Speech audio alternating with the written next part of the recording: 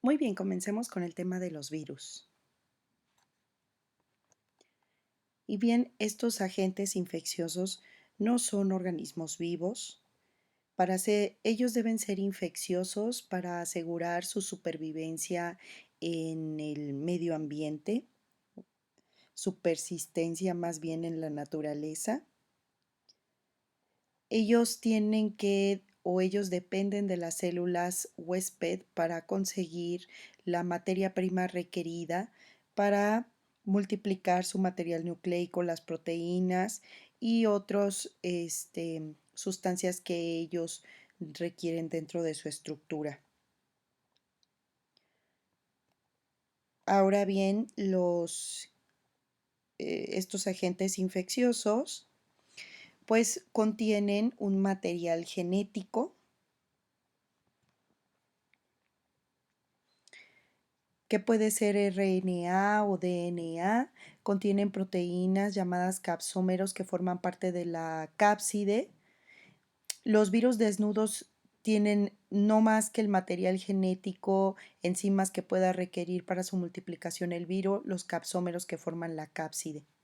En los virus envueltos, estos componentes, material genético, cápside, forma la nucleocápside, conocido en algunos de ellos como core del virus. Se rodea de una matriz y posteriormente una envoltura de glicoproteínas. Estos son agentes infecciosos muy pequeñitos y filtrables. Como dije, son parásitos intracelulares obligados y no pueden producir energía o proteínas si se encuentran de manera independiente a una célula huésped. Tienen también que ser ensamblados y no se multiplican como las bacterias por fisión binaria. La estructura física y la genética de los virus ha sido optimizada gracias a mutaciones que han sucedido a través del tiempo y selección de las propiedades más adecuadas para favorecer la replicación viral, esto a través de los humanos y también de otras especies. El virus tiene que ser capaz de transmitirse entre diferentes huéspedes, debe atravesar ya sea piel o otras mucosas que ofrecen una barrera del huésped, también adaptarse bioquímicamente para favorecer su replicación en los huéspedes y escapar a la destrucción por la respuesta inmune. Ellos pueden tener diferencias de tamaño, de morfología, diferencias genéticas. Algunos virus inician afectando a cierta especie y a través de la evolución, de recombinación de su material genético, puede favorecerlos para ser más virulentos, favorecerlos para que sea mayor su transmisibilidad o incluso que salte de una especie a una nueva especie, afectar a una nueva especie. Ahora los que son más virulentos pueden ser también más letales y si son letales en un tiempo corto, bueno, esto va a ofrecer una menor probabilidad de transmisión. Los que son menos virulentos, en donde el huésped se mantiene, digamos, productivo, movilizándose, pues tendrán mayor probabilidad de ser transmitidos. Los virus se dicen que tiene una dosis letal y es aquel título requerido para matar al 50% de los individuos que han sido expuestos y que adquirieron la infección. Y también tiene una dosis infecciosa, que es la cantidad o título de virus que inicia los síntomas clínicos, que puede favorecer una respuesta inmune u otro tipo de respuesta en el 50% de los animales expuestos. Nosotros tenemos que los virus pueden caracterizarse o pueden clasificarse dependiendo de diferentes características. Esto varía desde el tejido al que afectan, la localización geográfica en la que se encuentra o en la que se describió por primera vez, los síndromes clínicos que se asocian a él, sus formas de transmisión, si requieren, por ejemplo, un vector, etcétera. Aquí en esta figura ustedes pueden ver las diferencias que existen entre virus muy pequeños como parvovirus de 20 nanómetros, virus largos, como el virus del ébola, que puede medir de longitud hasta 970 nanómetros y que es de características cilíndricas, el virus de la rabia con forma de bala, el virus del VIH, un virus envuelto con una cápside en forma de pirámide, su material genético al centro, la envoltura, con sus proteínas, el virus del SARS. Em, También ya había comentado que los virus se pueden clasificar por diferentes características. Una de ellas, quizás la más significativa, es por sus características físicas y bioquímicas, como tamaño, morfología, presencia o ausencia de su envoltura, el tipo de material genético y procedimientos de replicación que tiene el virus. Los virus DNA se asocian a enfermedad humana y son 7 las familias que principalmente se asocian a enfermedad humana, y en el caso de los virus RNA son 13 familias. Aquí vemos algunos ejemplos de los virus DNA. Puede haber icosaédricos complejos de acuerdo a la simetría de su cápside, de los virus icosaédricos desnudos, envueltos. Hay algunos ejemplos: adenovirus, herpesvirus, de los virus RNA icosaédricos, helicoidales, desnudos, envueltos. De los desnudos tenemos arreovirus, picornavirus, y de los envueltos rhabdovirus, paramyxovirus. Vemos aquí las dimensiones de los virus. Ya les comentaba que dependiendo de las características, de diversas características, también se han dado los nombres de los virus, por ejemplo, por su tropismo por las adenoides, los adenovirus, por haber sido descritos por primera vez en cierta área geográfica, el virus Norwalk, los arbovirus, que son transmitidos por artrópodos. Los picornavirus son llamados así por ser los más pequeños, los togavirus porque tienen una envoltura que tiene la forma de una toga, los reovirus por su afección al aparato respiratorio, de ahí la R, tracto gastrointestinal, de entérico, y finalmente por ser huérfanos, reovirus. El genoma de los virus consiste ya sea de DNA o RNA, no ambos.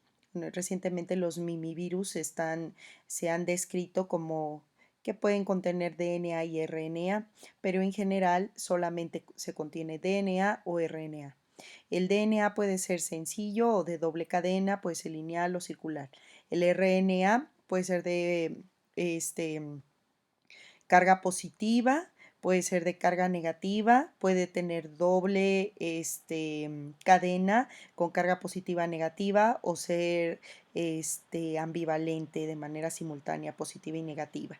Aquí vemos nuevamente las clasificaciones de los virus DNA, de los virus RNA, envueltos, desnudos, de los virus RNA, los de cadena positiva, desnudos, envueltos, de cadena negativa, que son todos envueltos, de los que tienen doble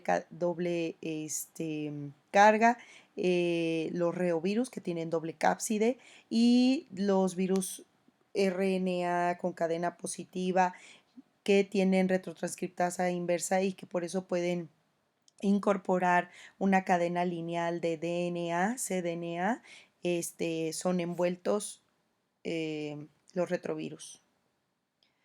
También nuevamente aquí presentamos de manera muy clara el virión, que consiste nuevamente de su material genético, una cápside que puede estar envuelto por una membrana. También el virión debe contener algunas enzimas esenciales o accesorias u otras proteínas que facilitan su replicación adentro de la célula.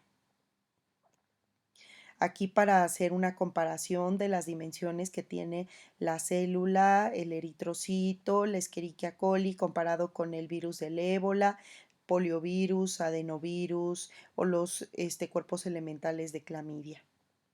Las enzimas que contiene también el virus, y que son requeridas para iniciar su replicación, también se asocian con un genoma y con proteínas de la matriz, las cuales se encuentran en el interior entre la cápside y la membrana y que facilitan el ensamblaje de la ribonucleocápside del virión.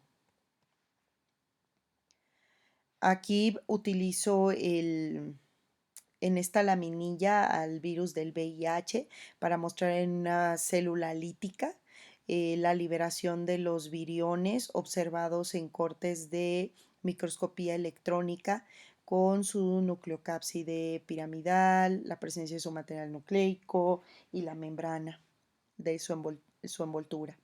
Y en su envoltura existen proteínas GP41, GP120, que son como espiculadas y sobresalen a la estructura de la envoltura.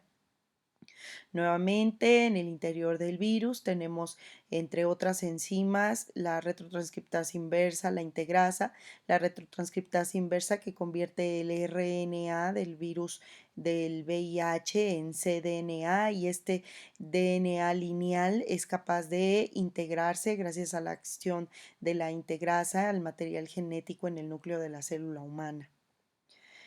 Ahora bien, estas estructuras que se encuentran en la superficie, en la membrana o en la cápside de los virus interactúan con las células hospederas y utilizan algunos receptores de estas células para realizar la adhesión a la membrana y estas proteínas se llaman proteínas de adhesión viral, por sus siglas en inglés Viral Attachment Protein, VAP, y son de importancia muy significativa ya que cualquier remoción o alteración en este tipo de proteínas inactiva al virus porque no serán capaces de adherirse a la membrana celular. De hecho, las proteínas, las VAPs, por sus siglas en inglés, que se unen a los eritrocitos son llamadas hemaglutininas, pero también estas glicoproteínas son antígenos mayores y tienen una importancia muy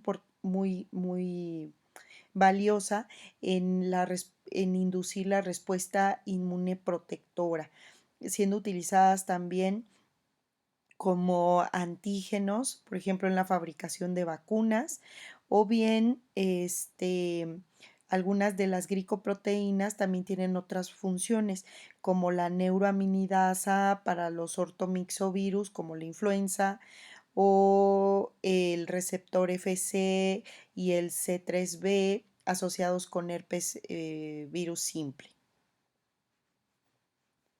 Otro comentario que les quería hacer en esta diapositiva, en donde estamos viendo la estructura tridimensional de GP41 y GP120, que está anclado en la membrana, en la envoltura del virus del VIH, es que no solamente es a través de estos que existe la interacción con el receptor CXR5 de la célula humana que permite la adhesión y la incorporación o la entrada del virus a la célula hospedera, sino que es también a estas estructuras que se adhieren los anticuerpos monoclonales, esquematizados aquí con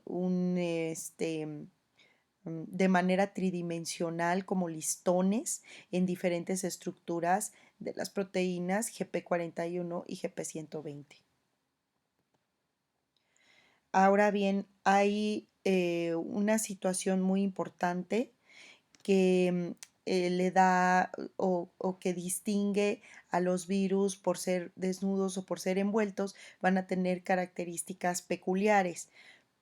En el caso de los virus que son desnudos, van a diseminarse de manera más sencilla a través de fomites, del contacto mano a mano, a través de detritos, de polvo o de pequeñas gotas. También retienen a pesar de la desecación su infectividad, pueden sobrevivir a condiciones adversas, por ejemplo, del tracto gastrointestinal, en el estómago, el intestino. Esto es porque son resistentes a detergentes, son resistentes al ácido clorhídrico, al fuego, a la desecación y sin embargo, su contraparte, los virus envueltos, ellos van a requerir de secreciones para ser transmitidos porque ellos son más sensibles a los detergentes, a los ácidos, la desecación y el fuego.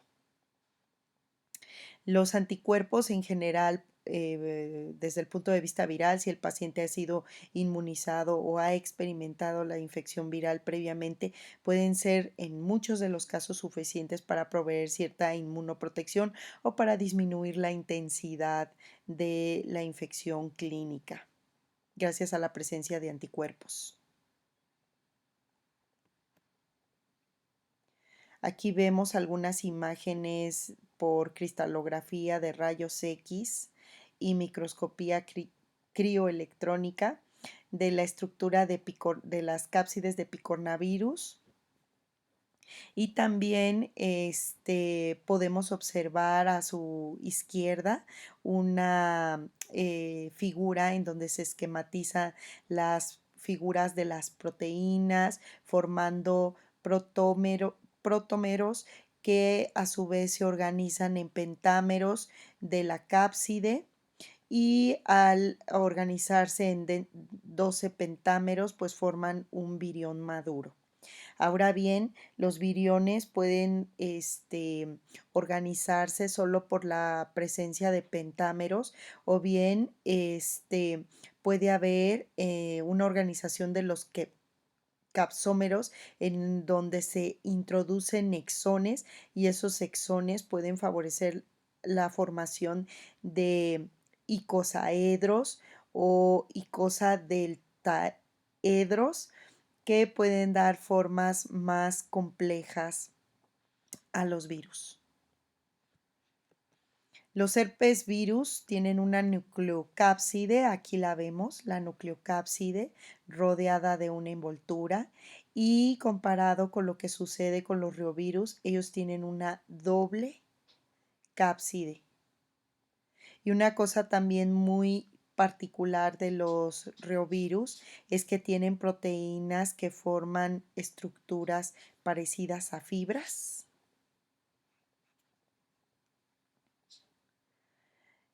y que se extienden parcialmente hacia cada uno de los vértices. Este reovirus con esta peculiaridad de doble cápside que lo hace muy resistente para introducirse y provocar enfermedad a través de su exposición por la vía gastrointestinal. Ahora bien, existe un ciclo en el cual el virus ingresa, se adhiere a la membrana celular, después de esto penetra. En el caso del virus del VIH, se adhiere a la membrana, favorece la penetración de la nucleocápside. Existe una apertura de la nucleocápside y síntesis de macromoléculas. Finalmente es tempranamente dirigida hacia la producción de material genético y de las enzimas requeridas para la multiplicación viral. Y en una fase más tardía, la multiplicación de el RNA requerido para la síntesis de proteínas estructurales. El material genético, acá tenemos la nucleocápside, en este momento está sucediendo la retrotranscripción del material genético, se adhiere a poros en el núcleo y se inserta el cDNA que por la acción de la integrasa es incorporado al material genético del hospedero y posteriormente habrá una multiplicación, un armamento de las proteínas de la cápside, de las glicoproteínas de la envoltura, se arma el virus se ensambla y posteriormente existe una gemación en el caso del virus del VIH, pero también puede haber una liberación de los virus que se armen en el interior de la célula, se destruye la célula y en ese momento se liberan los virus maduros. Aquí lo vemos de otra manera. Está nuevamente el reconocimiento de los receptores específicos que le dan su tropismo tisular y que también son receptores específicos que le dan su tropismo a cierta especie. No todos los virus pueden afectar al ser humano. Entonces existe el reconocimiento, la adhesión a la membrana, la penetración, la liberación de los componentes hacia el citoplasma. Algunos de los virus se pasan toda su maduración en el citoplasma y otros requieren de el ingreso hacia el núcleo para terminar su ciclo y continuar con la replicación viral. También algunas proteínas virales son requeridas para generar modificaciones posttranslacionales como la fosforilación, glicosilación, etcétera. Dentro de las etapas, la fase temprana de la infección, el virus debe reconocer a esa célula que es apropiada por los receptores que contienen su membrana, se adhiere a la célula, penetra en la membrana, libera su genoma en el citoplasma o si, como lo comentaba hace un momento, si es requerido en el núcleo. Y en la fase tardía empieza con la replicación del genoma y la síntesis de macromoléculas virales en la cual se realiza el ensamblaje y la liberación. Ahora hay un periodo llamado de eclipse que inicia, me voy a regresar, desde el reconocimiento de la célula y adhesión. Una vez que el virus se adhiere a la membrana, ya no puede iniciar el ciclo en otra célula diferente. Entonces, desde que se adhiere a la membrana y hasta que se comienza la liberación de los primeros virus maduros, va a estar en una fase de eclipse, en el que la célula ya está infectada, pero todavía no hay síntomas asociados a la enfermedad porque todavía no han sido liberados los primeros virus maduros. También puede haber un periodo de latencia en donde el virus ingresa a la se adhiere a la célula, ingresa a la célula, pero queda latente, no se multiplica. Está viable, en cualquier momento se puede reactivar e iniciar una fase productiva de replicación. Y ese sería un periodo latente que no debe ser confundido con infección latente, durante el cual el virus no es detectable y que se encuentra, digamos, contenida esta latencia dentro del mismo periodo de eclipse, en el cual el virus ha ingresado a la célula, pero aún no está liberando como producto de su replicación virus maduros. Cada célula infectada puede producir hasta 100.000 partículas en su ciclo. El virus del VIH puede producir 10 a la 9 o a la 12 partículas virales al día. Sin embargo, solamente 1 a 10% de estas partículas son partículas maduras, eficientes e infecciosas. Generalmente en el ciclo entonces habrá muchas partículas no infecciosas que son virus defectuosos. Aquí tenemos entonces la fase temprana, repito, va a ser esa fase en donde existe una preparación del material nucleico, de las enzimas requeridas para iniciar la multiplicación del virus, y en una fase tardía en donde existe ya la producción de las proteínas y ensamblaje de los nuevos virus maduros. Tenemos a su derecha, en la gráfica, podemos observar en el eje de las X el tiempo en horas que le lleva al virus multiplicarse después de ser adquirida la infección, y tenemos el número de partículas liberadas por células. Vemos cómo existen virus muy eficientes que en muy poco tiempo están liberando una gran cantidad de partículas, como los rhabdovirus o como los picornavirus, y virus que requieren tiempos más prolongados, como los retrovirus.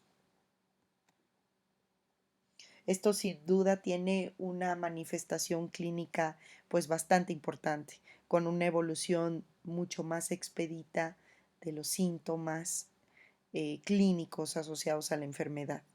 En general, el RNA mensajero de proteínas no estructurales se transcribe primero. Entonces, nuevamente, los productos genéticos temprano serán proteínas no estructurales, enzimas, material genético, y después tendremos los genes de transcripción viral tardío, en donde codifican proteínas estructurales, básicamente. Aquí vemos los diferentes virus RNA positivos, RNA negativos, de cadena sencilla, de doble cadena. Los virus DNA versus RNA, así como hablábamos de diferencias en el comportamiento entre los virus desnudos y los virus envueltos, pues el DNA generalmente no es transitorio, puede ocasionar enfermedades crónicas y tampoco es lábil. El RNA es más lábil y transitorio. El DNA son muchos virus que producen infecciones persistentes. Los genomas también residen en el núcleo, excepto los postvirus. Estos en su DNA asemejan mucho al huésped para propósitos de transcripción y replicación.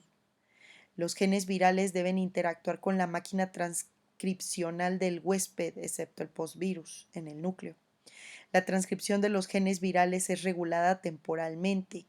Los genes tempranos codifican a las proteínas ligadoras de DNA enzimas. Los genes tardíos codifican proteínas estructurales y otras.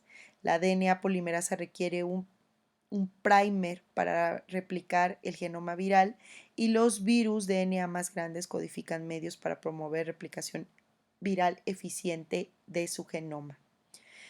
El RNA es lábil y transitorio.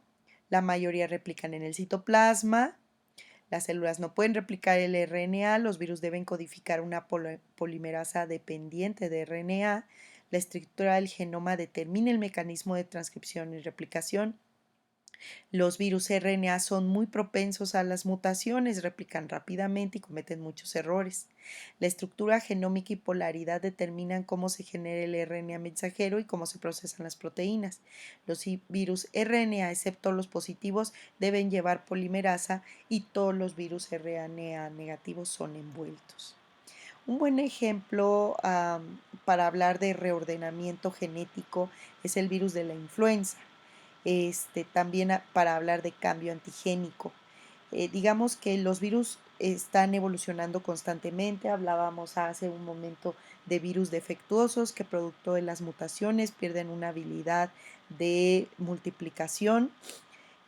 Cuando hablamos de una variación menor o desviación antigénica, podemos decir que el término al que nos referimos es deriva antigénica. En inglés, drift. Son cambios en los epítopes de las glicoproteínas. Ahora, particularmente las HANA en el caso del virus de la influenza. Si surgen por selección de mutantes con una frecuencia muy elevada, estos cambios, la segunda variación antigénica es el desplazamiento o cambio antigénico, llamado shift. Drift es la deriva antigénica, es menos frecuente. Shift es más frecuente. Esta no ocurre de manera tan elevada y da origen a la aparición de nuevas cepas con antígenos de superficie diferentes a los ya existentes. Entonces, recordarán cómo incluso para el virus de la influenza utilizamos números para referirnos a estas variaciones como a H1N1, a H5N1. Muy bien. Ahora, tenemos un reordenamiento genético, que es que el orden de las regiones se modifica del gen mediante recombinación de DNA. Entonces nosotros podemos tener, por ejemplo, aquí en los virus de herpes simple, una recombinación es una manera de reordenamiento genético, en donde podemos incluso entre virus diferentes tener un reordenamiento de genes de uno hacia el otro, o en el gen de un mismo virus de una ubicación a una ubicación diferente. ¿Ok? También pueden ocurrir en ciertos casos coinfecciones incluso de virus diferentes. Por ejemplo, en el caso de del virus de hepatitis B, puede haber coinfecciones con el virus de la hepatitis D que incrementa la letalidad de la infección. Y finalmente tenemos transfección, que consiste en la introducción de material genético externo en células eucariotas mediante plásmidos, vectores víricos u otras herramientas para transferencia. Esto es, estamos utilizando virus, por ejemplo, herpes virus, para llevar, en lugar de su propio material genético, llevar genes que no sean de utilidad para el tratamiento de enfermedades genéticas, de enfermedades autoinmunes, en el futuro incluso de neoplasias. Lo estamos utilizando como caballos de Troya y entonces a esta estrategia le llamamos transfección, introducción de material genético externo en células eucariotas, por ejemplo las humanas, a través de un vector vírico.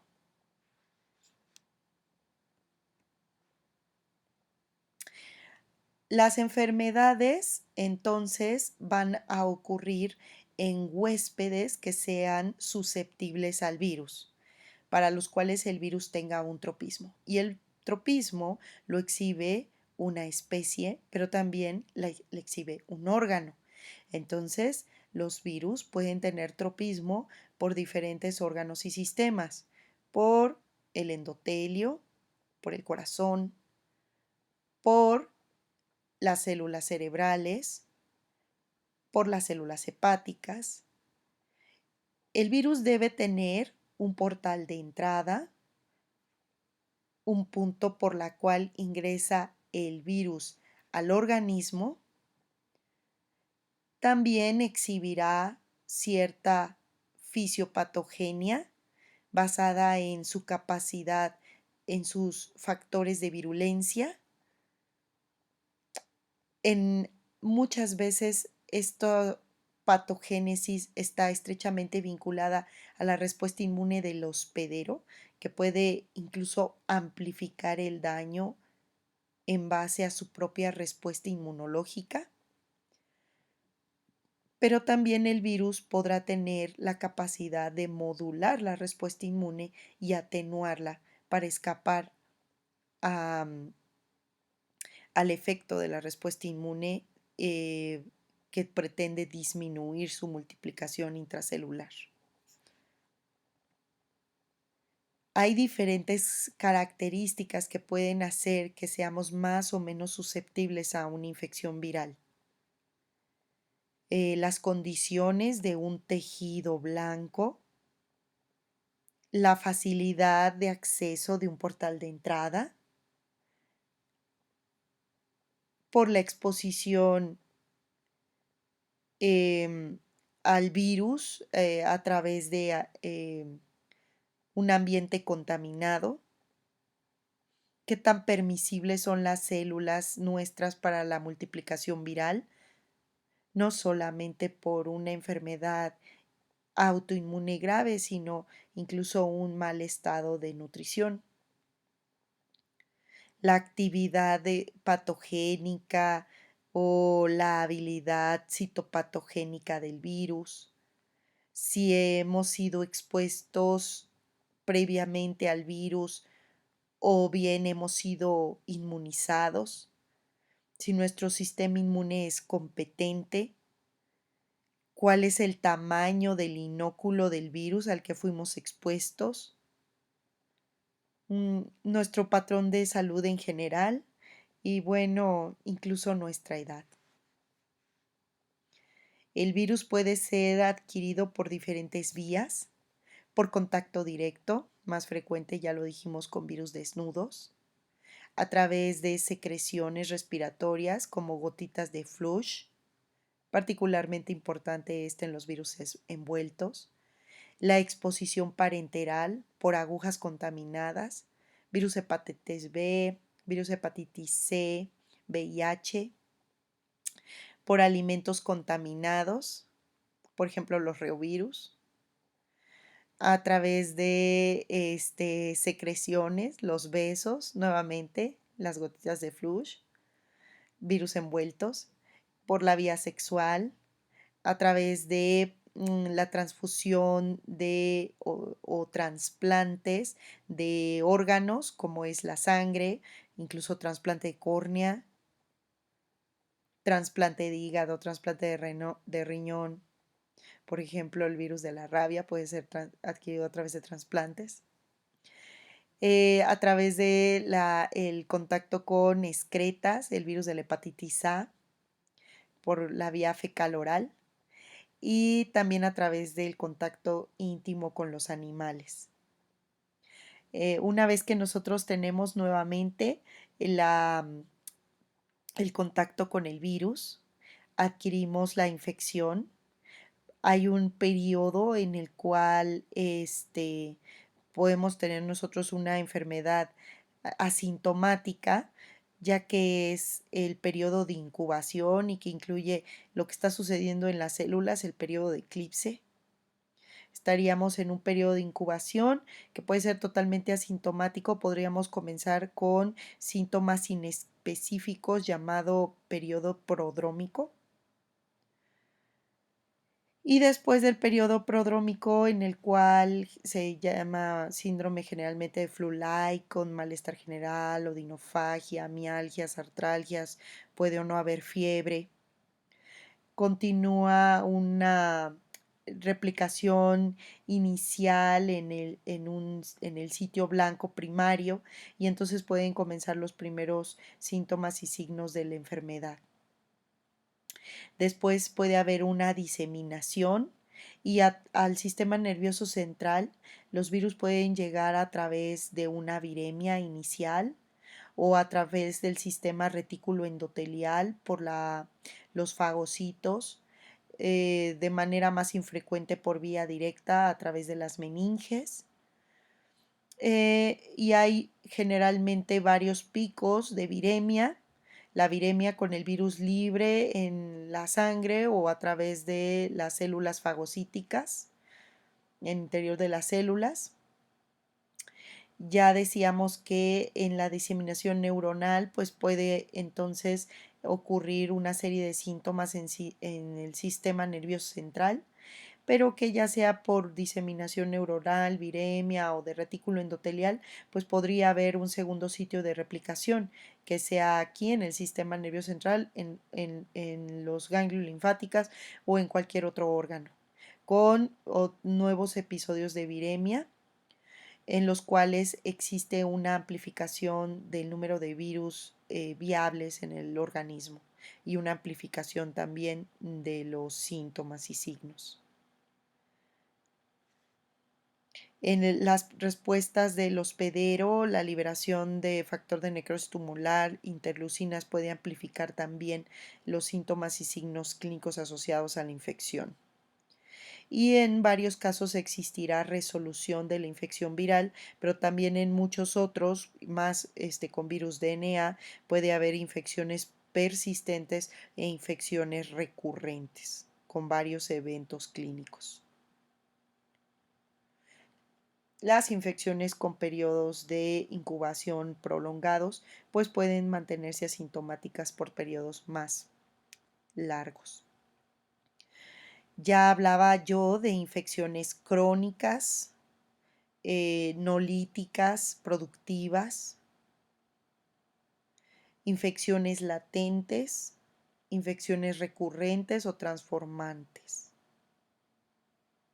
Infecciones crónicas como la infección por el VIH, algunas de sus partículas virales están en una replicación activa, destructiva, y algunas otras de sus células estarán en una fase latente, en donde se encuentran en periodo de eclipse, sin liberar durante periodos prolongados células virales.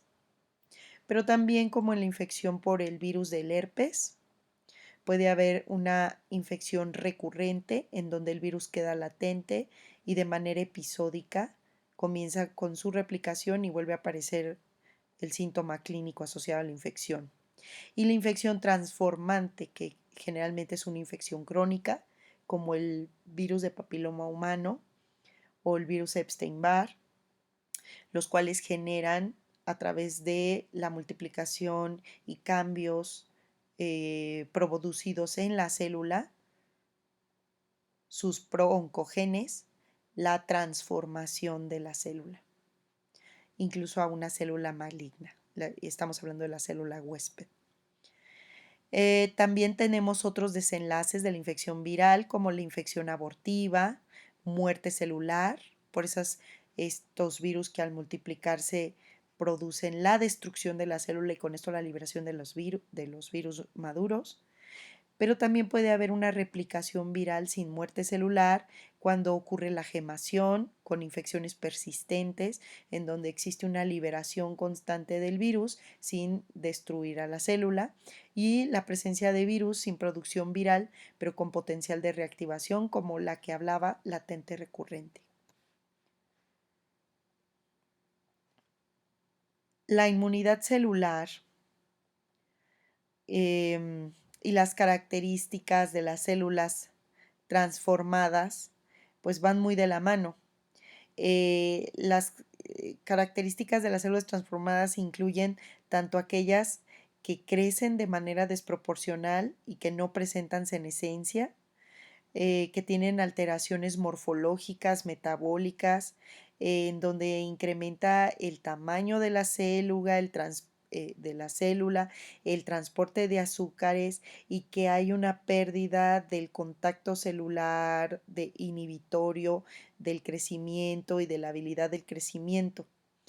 Pero también existe esto por un lado y por otro lado existen células inmortalizadas por los virus gracias a la activación de genes estimulantes del crecimiento, a la remoción de mecanismos que facilitan o limitan el crecimiento celular o la síntesis de DNA y a aquellos que previenen la apoptosis. Finalmente, otro mecanismo son aquellas citoquinas que promueven o que inducen el crecimiento.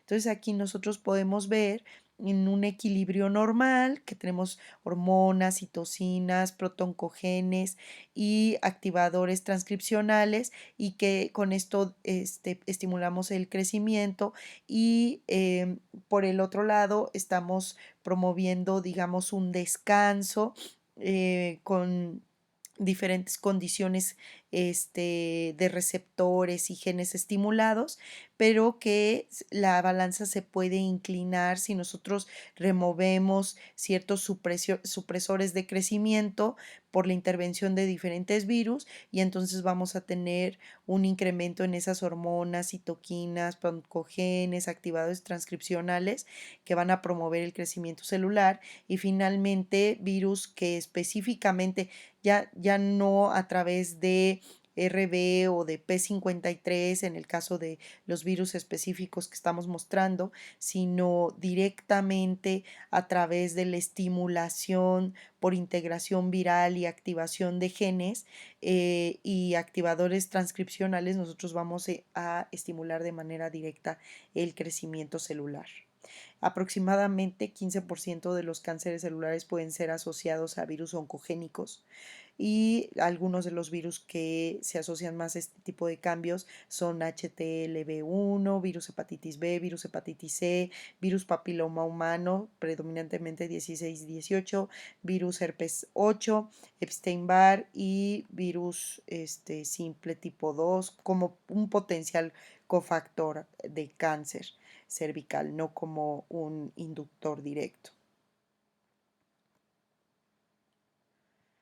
Ahora la inmunidad mediada por células pues es muy importante en el control de las infecciones virales. También puede ser importante la inmunidad humoral en individuos que han sido previamente expuestos o previamente inmunizados.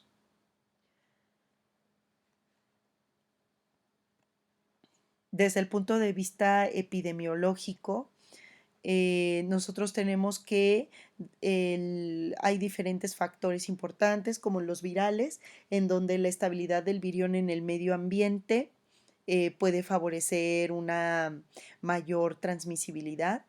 También si hay una replicación y excreción eficiente en secreciones transmisibles, si hay una transmisión asintomática o si es fugaz o ineficiente la respuesta inmune para controlar la reinfección. Otros factores, como factores del hospedero, son la edad, el estado inmunológico e infecciones que son muy eficientes son aquellas que afectan a incluso a individuos sanos. A individuos también pueden ser afectados por tener ocupaciones específicas que favorecen a que sean expuestos, que tengan historias de viajes, cierto estilo de vida o hacinamiento o ciertas prácticas sexuales. Desde el punto de vista comunitario, cuántas personas susceptibles puedes tener en una comunidad puede definir cuál va a ser la problemática para controlar cierta infección o bien la geografía, estación del año, que tienen algunos cofactores como el clima, la exposición a ciertas excretas, la presencia de vectores para favorecer la transmisibilidad de un virus de ciertas características. Entonces, a nivel poblacional, pues nosotros tenemos diferentes estrategias de control de las infecciones virales, como cuando son altamente transmisibles y peligrosas, la cuarentena, que es el aislamiento de los individuos afectados, en el caso de los arbovirus, la eliminación del vector, ya que son transmitidos a través de artrópodos, y la procuración de inmunización en aquellas infecciones virales que pueden ser prevenibles por vacunación, el tratamiento de los casos afectados, por ejemplo, en el caso del VIH, el tratamiento de la infección por VIH y el control eficiente de la multiplicación en sangre disminuye la posibilidad de transmisión a nuevos individuos, incluso con prácticas de alto riesgo, y la educación a la población para que conozcan cuáles son los comportamientos de alto riesgo para adquirir una infección. Las infecciones virales históricamente han tenido un impacto muy importante en la población.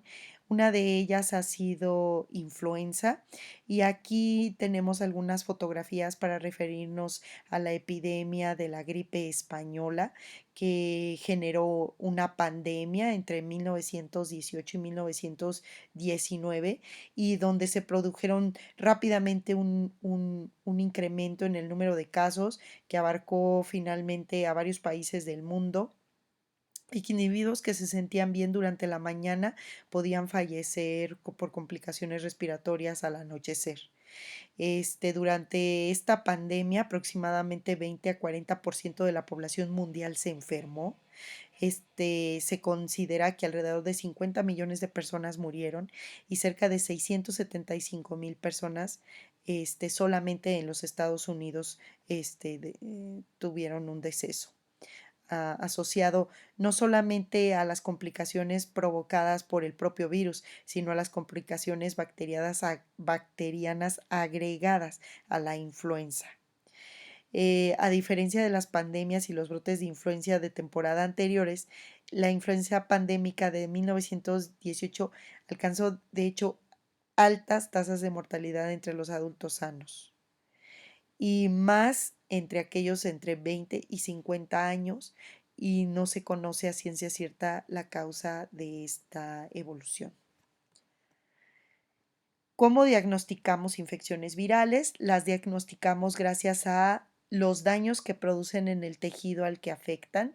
A esto se refiere el estudio histopatológico de efectos citopáticos producidos por los virus en las células enfermas, o bien a través de la detección de las partículas virales, por ejemplo, en el virus de la rabia, los cuerpos de Negri en los tejidos, o para los efectos citopáticos que ocurren por el virus de papiloma humano y que podemos observar en una muestra de Papa Nicolau cervical, o en la muestra de una lesión vesicular, en donde buscamos vía la tinción de Zank los efectos citopáticos de herpes virus en un epitelio. También tenemos la posibilidad de aislar y hacer crecer al virus en cultivos celulares. Esto es de particular interés para individuos posttransplantados en los que queremos identificar virus de citomegalovirus, o detección y análisis de componentes virales, como por ejemplo la presencia de antígenos que utilizamos para el diagnóstico de VIH, o enzimas, el genoma. Ya actualmente para hepatitis C también identificamos el anticuerpo por serología. Esta es la número 5, la evaluación de la respuesta inmune del paciente en contra del virus. Y esto es identificar la presencia de anticuerpos IgG, IgM, para algunos virus también IgA. Y podemos incluso identificar cuál es el grado de tropismo que tienen los anticuerpos por el antígeno, ya que cuando existe una mayor adhesividad de los anticuerpos, quiere decir que estos son más tempranos y que la respuesta inmune es más temprana o más aguda contra la infección. Y no solo identificamos que el organismo ha estado expuesto, sino que en el caso de la hepatitis C, del VIH, la hepatitis B, podemos cuantificar por concentraciones de material genético, e incluso apoyarnos en en estas concentraciones para definir si existe una adecuada respuesta a un tratamiento en particular. Y esto es todo por el día de hoy acerca de generalidades de las infecciones virales. Muchas gracias por su atención. Espero que haya sido de utilidad.